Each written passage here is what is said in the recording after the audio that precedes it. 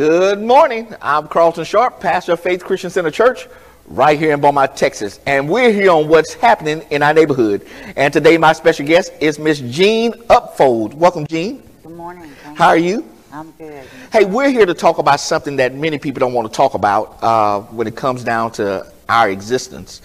We're here to talk about an increase of this epidemic that we're seeing now called human trafficking. Yeah. Now, you know about this subject matter personally because something happened to you. Yes, I do. I was taken at the age of 13 and sold into human trafficking. Wow. So at 13 years old, someone sold you into human trafficking. Yes. I ran away from home, and this person watched me and gained my trust. And when he was ready to leave, he told me he was leaving and he couldn't take me with him, and would I like to grow up on his ranch and be his daughter. And that was his way of getting me on the plane and selling me into the hands he was sending me to. Wow. But now, how did it start? You said that you ran away from home. I ran away. At the age of 12, I was raped and I became pregnant. And after having the child and the child being taken away, I went home, and it was an unhappy homecoming. My brothers and sisters didn't want me there, and my mother cried all the time. So I left. I wanted them to be happy. So did you feel isolated in that situation? I mean, because you were pregnant because of the product of a rape. And then once you had the baby, did your family isolate you, or did you isolate yourself? It was sort of both. You know, the kids in the neighborhood knew I was pregnant. They didn't know I was raped. And my mother cried a lot. She didn't know what to do for me. So it was a pretty unhappy homecoming. So after you had the baby, you decided to run. Yes. And that's usually where traffickers get their children. There's children that run. There's no protection for them. They wait at bus stations.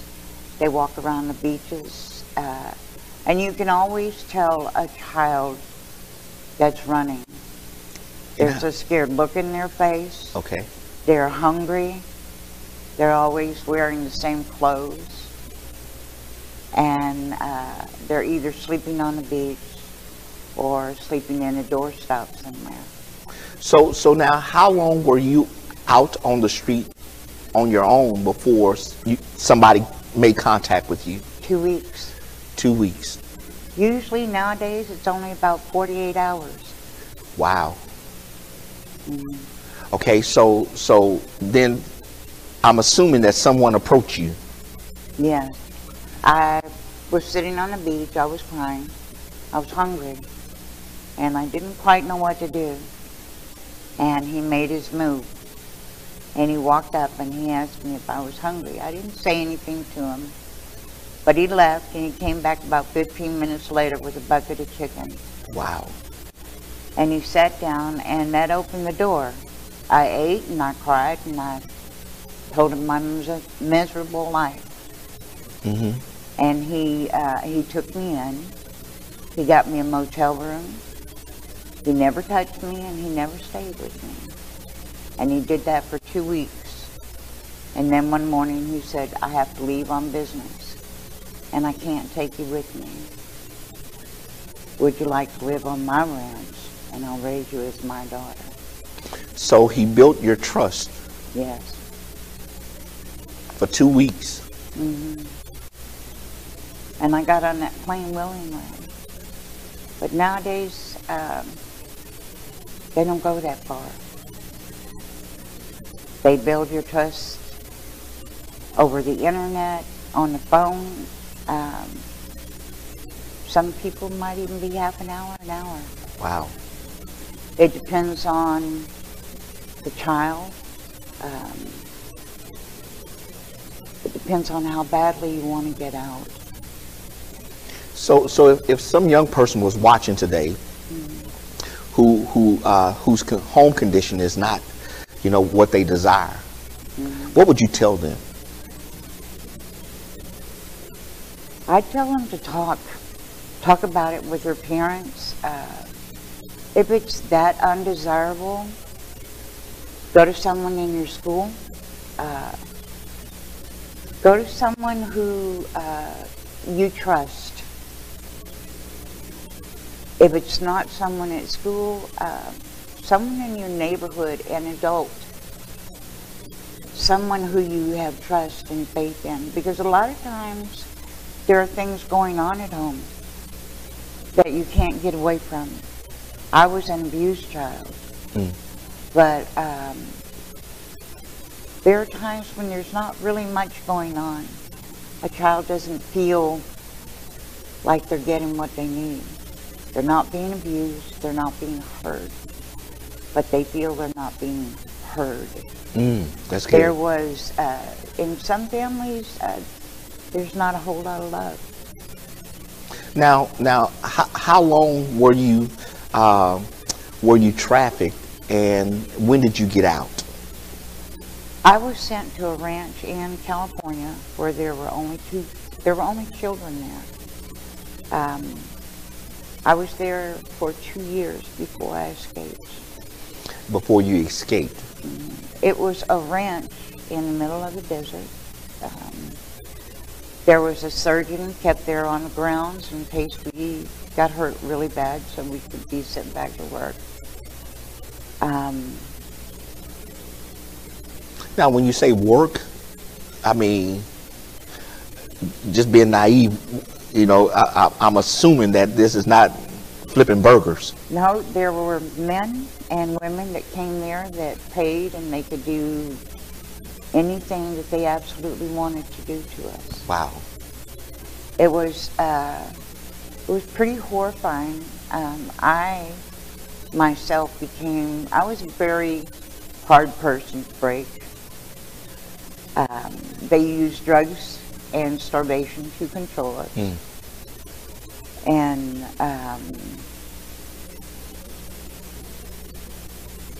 when you're hard to break, they really do a lot of things to break you down. But they can get to you. They can get to you. I became like an animal. I withdrew into myself. And some people can't take it. Some people can't. I made it out of there only by the grace of God. Yeah. And only because I was so stubborn. Most of the kids that were in that place with me were buried in unmarked graves in the desert. And that's why I continue to do what I do, to give them a voice. And my mother, the whole time I was gone, thought I was dead. Wow. And I can't begin to imagine what she went through. But to stop just one child from going what I went through, or one parent. Yeah.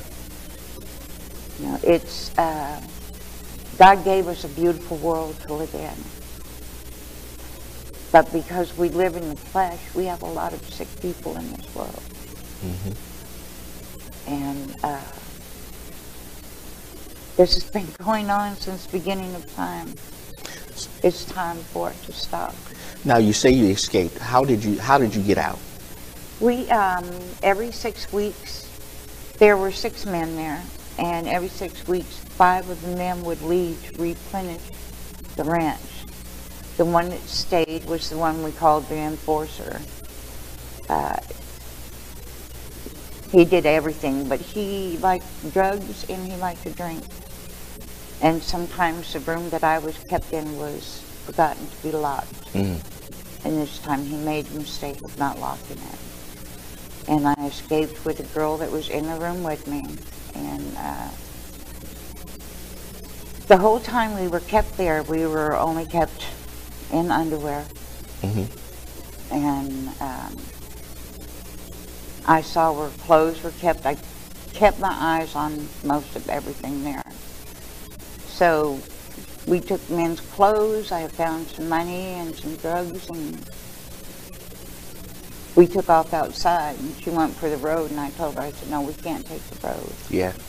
So we spent 2 days out in the desert, and a family, a car pulled up, a man and woman and 3 kids, and you could tell that there was something wrong with us. I was 16, 5'9", and I weighed 97 pounds. Wow. My hair was down to my knees, but it was very Matted. straggly, Yeah. very dull. No, it wasn't matted. They took very good care of us, but you could tell that we were addicted to drugs and that we weren't taken care of very well. And they wanted to take us to the police. Well, they had to stop for gas. Mm. And we were out of there. We were gone. We trusted no one. The place where we were, the saddest thing about it is it was run by police officers. Wow. And officials. You know, there are bad people in every Yeah. walk of life. And it took me a lifetime to realize that not every police officer or official was bad. Mm. When you have things like that happen to you young, you grow up hard and cold. And Yeah. I was a very hard and cold person before I found the Lord. So what's your life journey now, Jean? My life journey now, I went through, after I got out, I went through a lot of things. I was drugs, in and out of jail. I straightened my life out and I worked, but I was always in prison up here. Mm. Out in the world, but in prison Yeah. in the mind. When I was 56 years old, I found the Lord. Wow. And I always wanted to do something about human trafficking. And when I found the Lord, He started to open all those doors and give me a voice. And it took 3 years for me to give my testimony. No one had ever known that I'd been in human trafficking. They knew that I had been abused, but they'd never known. And when I sat, because I'm a leader in Celebrate Recovery, when I sat down to give my testimony, the Lord told me, He said, you got to put it all down there. Wow. And I figured, I remember walking up the steps that night. I said, well, this will probably be the last time I ever walk up these steps, because they'll all turn their back on me. But when I walked off that stage, I was free. I was free, and that opened the doors to everything. Channel 6 called me, and I did my interview on TV, and I started my crusade because I realized that God put that mantle on me when I was a child. And now I go out and I speak on human trafficking. Schools, churches, anywhere. You know, parents don't know what to look for. Right, right. When it comes to their child being taken, you know, computers and phones nowadays. Johnny Matlock, who was just sent to prison, got his girls through the computer. You know, young kids, they get on the computers and I'm depressed, I'm lonely, and somebody's watching that. Somebody knows you're depressed and you're lonely. You know, it might be a 15-year-old boy or a 60-year-old man, but they're going to come across on the computer as Cindy, who saw your depression. And now, Jean, since social media is so prevalent in our society, you know, and everybody putting all their information out online, you know, so what you're saying is the predators are watching that. Yeah. Even people, you have people that put pictures of their kids all over Yeah. Facebook. You know, it's wonderful to have pictures of your kids, but now everybody else has got them too. A lot of parents will have their children put on Facebook or on the computer. I want to know everywhere you're going. That predator knows everywhere you're going. And he might get to the mall 15 minutes before Timmy does and tell you that you're supposed to go with him so you can meet Timmy. You know, it's a sad world where we have to tell our children, look, check everything out before you do anything. But we do live in that world. And I think earlier you told me that the traffickers are not looking for older adults. They're looking for kids. They're looking for kids because they can control kids. You know, it used to be they looked for older women and older men, but now children's minds are not developed. The thing about children is they still have an innocence to them. They want love and they want acceptance. And their minds are not developed until they're about 25 years old. And so that our viewers don't think that it's just young ladies or young girls that they're looking for, they're taking both boys and girls. They pay more money for young boys. Really? Yes, they do.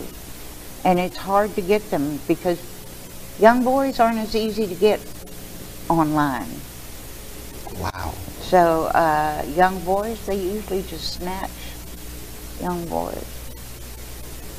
And it's hard because young boys are not like girls that get on there and tell everybody where they're going or what they're doing. Right, right. They're out walking late. Sometimes they're with a friend, or they'll leave their friend and they're walking by themselves. Children need to know how to protect themselves. They need to know how to scream, where to hit somebody, stay in light. Yeah. You know, there's a lot of things that these children need to know, and the schools need to have people coming in and giving an intervention talk. So is that some type of profile of the abductor or predator that parents may need to know, you know, usually to tell their children? With young girls, you know, they start them out by buying expensive gifts. If you see a young girl come home with expensive gifts that you didn't purchase, never have, and they couldn't purchase, or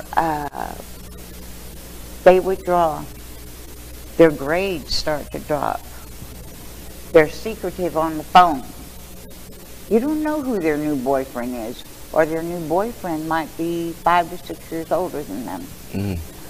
We have young boys 15 years old pimping girls on the street. Yeah. You know, it's sad, but it is true. And a lot of times, these young girls actually believe that they're in love with these boys that are pimping them. And they're the hardest ones to convince to come out. To convince to get them off the street. But if you see any of these things, there are places that will help you. Harvest House Ministries helps with interventions. Spindletop. Spindletop helps with interventions. I work with young people, bringing them out of darkness. Darkness is the hardest place to come out of. The shame, the guilt, the power that these people have over you, and they're not even in your life anymore. So Jean, once you got out, how long did it take, I mean, for you to, well, you said when you were 56, gave your life to the Lord. So it took from 16 to 56? It took me a lifetime. Because back then we didn't have the things that we have now. Yeah. And back then it was all, oh, don't tell anybody. Yeah, secretive. Don't tell anybody. You know, nowadays there's help. Somebody that's been trafficked, they need psychological help. They need love. They need spiritual help. They just need somebody that's going to be there. And with me, I was so young, and my father being my first abuser, that I didn't know what love was. And when I got out of there, I trusted no one and nothing. The only thing that meant anything to me was money. At that age, I knew that God never heard my voice because I cried out to him and he was never there. You know, I realize now that that was a lie the devil was telling me. But for kids who are trapped in it, that's what they hear and that's what they see. You know, but God has given me many miracles in my life. I'm a 3-time cancer survivor. Praise the Lord. And since I gave my life to the Lord, he has given me things that I could have never imagined and opened doors that I could never have imagined. And I realize that those doors that are open, they open because people see him and not me. But there are kids out there that need to know that there's life after being out there. But Jean, I want to thank you for coming and sharing your story today. Well, thank you. Because I know that our viewers who are watching today, you know, we want them to have information about things that are happening, and human trafficking is happening even in our area. Texas is second in the nation. Second in the nation. Second. And some young girl, some young boy who have been taken need to know that there's life after. There is. And Harvest House Ministries, for adults who want to know, who want to become involved, has training in human trafficking. We have detectives. The Super Bowl is coming up. Please get ready for 6 months before the Super Bowl, because people they traffic people they get ready for months. Wow. Bringing people in for the Super Bowl. They bring kids in from other states. It's 6 months they work getting ready. You know, so it's really something. And with I-10 right here, it's a big business. Last year, 2,800 children in Texas were taken. Wow. It's a billion-dollar business. What people don't think about is that a body can be sold over and over and over. And when somebody becomes afraid that they know where that child is, that child may cease to exist. Wow. Because they can get another one. But with people's awareness and being aware of what's going on around them, that makes it that much harder for a child to be taken. Wow. So, awareness, that's big. Another thing that was just put out that's being processed now is that any business that has any kind of sexual orientation, massage parlors, bookstores, now has to have in their bathrooms numbers for any kind of human trafficking, numbers and information. And now, anyone human trafficking a child, it's a life sentence. Wow. For each one. That's good. So. That's good. Well, listen, I'm going to give the information for Harvest House. Harvest House's number is 409-790-9999. 0798. There it is right there on the screen. And Harvest House Outreach is a Christian-centered outreach. It's dedicated to provide sex trafficking awareness and advocacy, mentoring, prevention, and community mobilization. And so if you know of anybody, or if you're watching today and you are in the sex trafficking situation, you could call them. There's somebody there to help. Again, I want to thank Jean for coming to share this most intimate details of her life to help somebody, to help some youth, one, not get involved, but two, if they're involved, to get out. And again, parents, we need to be watchful of our children and our grandchildren, to make sure that they're not being candidates to get trafficked. If they're isolating themselves, that might be something that you need to look at. I mean, if their grades are dropping without, you know, just dropping, there's help available to you. Older boyfriends. I mean, grown men dating your young daughters, or vice versa, older women dating your young boys. There's help available to you. Listen, let me give you the Spindletop number, and I'm gonna put it right there on the bottom of your screen for you to contact Spindletop to get some help. If your child needs to talk to someone, a Spindletop is available to you. The number you can reach out to is 409-839-5402. Again, that number is 409-839-5402. And you can reach out to them, and they have programs that are available to help you help your child talk through their situation. And so I listen. Don't think that there's not help available, because there is. Again, there's Harvest House, and then there's Spindletop that can assist in helping get information. There the number is right there on the screen for Spindletop. And so again, there's help for you. But again, you need to get the help.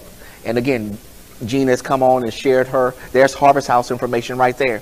Jean has come on today to share with us you know, what happened to her when she was 13 years old. And then parents, it's also a thing for us. What you say about your child and the interaction you have with your child at an early stage helps them develop who they are. If you're pushing them away, if you're not giving them the love and support that they need, then you really are making your child a candidate for somebody else to become to become a trusting figure in their lives. And the predator will give them what they think they need, and really what they really need is love from you. And so let's make sure that we're actually loving our children and developing them to become productive citizens in our communities. Now, it's up to all of us. Yeah, it does take a village to raise a child. And so I want to encourage all of you and you know, to really have a conversation with your child. And then look at their devices, you know, their cell phones that you bought them, their laptops that you bought them. You provided them internet service and all of that. Learn what they're watching. Learn who they're communicating with. You know, you're paying for it, so you might as well know in detail, because these predators are acting like young boys when they're actually grown men. And so, again, it's up to all of us. So I want to thank Jean for joining us, and I want to thank you for joining us today on What's Happening in Our Neighborhood, and we will see you next time on our broadcast.